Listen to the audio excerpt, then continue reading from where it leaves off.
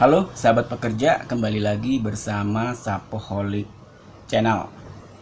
Di video kali ini saya ingin menjelaskan tentang kelebihan ataupun kekurangan melakukan daftar antrian online ataupun melakukan proses pencairan saldo jaminan hari tua secara online.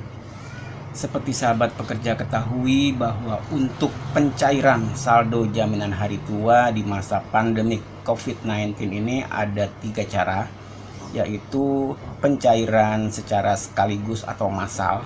Ini biasanya dilakukan oleh perusahaan ataupun PIC HRD yang mengalami PHK sebanyak 30% dari jumlah karyawannya. Ini bisa dilakukan secara massal oleh PIC HRD untuk melakukan pencairan sekaligus peserta yang terkena dampak PHK.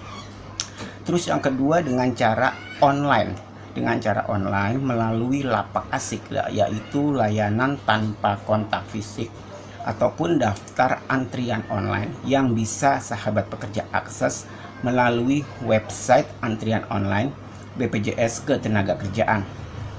Terus yang ketiga dengan cara offline, yaitu sahabat pekerja bisa datang langsung ke cabang terdekat, cabang yang sesuai dengan domisili. Tapi sebelum datang, pastikan bahwa cabang tersebut bisa menerima layanan offline. Kadang ada juga cabang yang sesuai dengan domisili itu belum bisa menerima offline karena masih masih pandemi COVID-19 ini ya sahabat pekerja. Jadi pastikan dulu untuk mengetahui apakah bisa menerima layanan offline. Oke sahabat pekerja, sebelum ke pembahasan inti tentang kelebihan dan kekurangan melakukan proses klaim jaminan hari tua secara online, nggak ada salahnya saya ingin menginformasikan juga bahwa untuk program yang bisa dicairkan itu hanyalah program jaminan hari tua dan program jaminan pensiun. Untuk JKK dan JKM itu tidak bisa dicairkan karena sifatnya bukan tabungan. Nah, kalau jaminan hari tua dan jaminan pensiun itu bisa dicairkan karena sifatnya tabungan. Untuk jaminan hari tua bisa diklaim ataupun dicairkan pada saat sahabat pekerja tidak bekerja dimanapun dan tidak terdaftar dimanapun dan statusnya harus nonaktif. Apabila masih ada satu kartu yang aktif, untuk kartu yang nonaktif lainnya apabila mempunyai lebih dari satu kartu itu sama juga belum bisa dicairkan. Jadi harus semua kartu itu sudah keadaan nonaktif dan sedang tidak bekerja di perusahaan manapun. Untuk jaminan pensiun bisa dicairkan apabila sahabat pekerja sudah memasuki usia pensiun yang sudah ditentukan. Untuk tahun 2020 ini usia pensiun yaitu 57 tahun. Sampai dengan 2021 masih juga 57 tahun. Dan setiap 3 tahun sekali ada kenaikan 1 tahun usia pensiun. Berarti di tahun 2022 nanti usia pensiun yaitu 58 tahun baru bisa dicairkan. Oke sahabat pekerja, langsung saja untuk kelebihan dan kekurangan daftar antrian online ataupun klaim saldo jaminan secara online. Satu yaitu kelebihannya yaitu saya akan menjelaskan tentang plusnya dulu.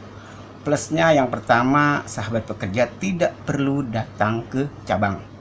Jadi sahabat pekerja bisa akses melalui daftar antrian online lapak asik melalui website resmi BPJS Ketenagakerjaan di www.antrianonline.bpjsketenagakerjaan.go.id.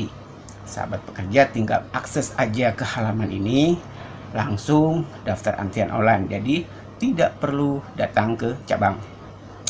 Yang kedua plusnya yaitu sahabat pekerja tidak perlu lama-lama ngantri di BPJS Ketenagakerjaan. Dengan daftar antrian online ataupun lapak asik, sahabat pekerja sudah ditentukan cabangnya di mana, jamnya jam berapa, hari apa, tanggal apa. Nah, nanti sudah ditentukan semua dan tinggal petugas akan mengkonfirmasi sahabat pekerja sesuai dengan jadwal yang dibuat. Dan untuk yang ketiga, yaitu sahabat pekerja tidak perlu memfotokopi persyaratan dokumen yang ditentukan. Dengan antrian online lapak asik, sahabat pekerja cukup menyeken saja, membuat hard copy menjadi soft copy. Nah, persyaratan yang harus di-scan itu ada 8 di dalam lapak asik, yaitu kartu kepesertaan, kedua KTP, ketiga kartu keluarga, keempat paklaring, kelima NPWP, keenam rekening buku tabungan, ketujuh foto selfie tampak depan, dan kedelapan adalah formulir jaminan hari tua ataupun formulir 5. Ini 8-8-nya harus di-scan, bisa JPEG ataupun PDF. Dan untuk NPWP yang saldo di bawah 50 juta tidak perlu di-scan. Ataupun apabila tidak bisa di-skip, upload saja dengan menyeken surat pernyataan tidak mempunyai NPWP. Untuk videonya sudah ada di dalam channel ini. Untuk plus yang keempat ataupun kelebihan yang keempat, yaitu sahabat pekerja hanya tinggal menunggu pencairan saja apabila sudah dikonfirmasi. Nah, untuk melacak status ataupun tahapan proses jaminan hari tua yang sahabat pekerja proses sudah sampai mana, sahabat pekerja tinggal lihat di list tracking claim. Ini bisa diakses melalui website tracking claim. Jadi sahabat pekerja lihat statusnya sudah sampai mana. Tapi jangan ini dijadikan patokan, karena tidak semua tracking claim berjalan dengan baik.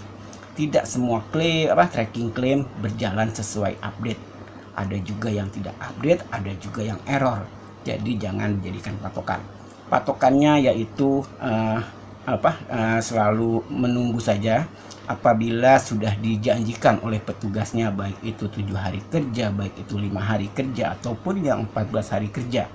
Jadi saran saya, pertama bisa dilakukan pengecekan melalui tracking claim, tapi ini jangan jadikan patokan. Patokannya tetap dengan yang dijanjikan oleh petugas saat dilakukan konfirmasi. Dan perlu diingat sahabat pekerja bahwa tidak semua klaim jaminan hari tua harus dilakukan melalui video call. Tidak semua. Jadi apabila tidak dilakukan video call, saran saya hubungi saja dalam H+2 ataupun H+3 untuk tanyakan statusnya. Karena apabila data dianggap valid, data dianggap sesuai, tanpa video call sudah bisa cair. Oke sahabat pekerja, jadi itu kelebihan ataupun plusnya apabila kita melakukan klaim jaminan hari tua secara online ataupun melalui lapak asik. Terus kekurangannya apa? Terus negatif minusnya apa? Jadi menurut saya untuk klaim jaminan hari tua melalui online itu minusnya kita tidak ada komunikasi dua arah secara langsung pada saat itu. Kita harus menunggu. Kalau kita secara offline ataupun datang ke cabang, pasti kita akan tahu komunikasi dua arah akan ada. Kekurangan dokumennya apa, langsung diinformasikan saat itu juga. Tapi di online kita tidak ada komunikasi dua arah. Itu pun kita hanya bisa menunggu. Itu pun juga kalau petugasnya konfirmasi melalui telepon. Kalau tidak ada telepon, kita yang harus aktif untuk menghubungi cabangnya ataupun 175 menanyakan status pengajuan kita bagaimana. Ini nih banyak yang bermasalah di tahap ini ya. Jadi banyak sahabat pekerja yang sampai hari H-nya ataupun H+1, H+2 belum dikonfirmasi. Jadi kekurangan atau minusnya dalam hal ini saya rasa tidak ada komunikasi dua arah langsung pada saat itu. Beda dengan halnya kita lakukan secara offline datang ke cabang.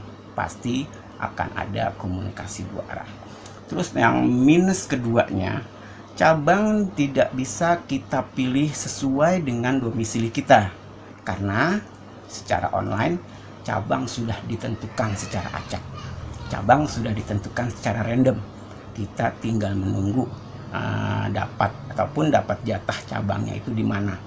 Ini minus yang kedua menurut saya, kita tidak bisa memilih cabang.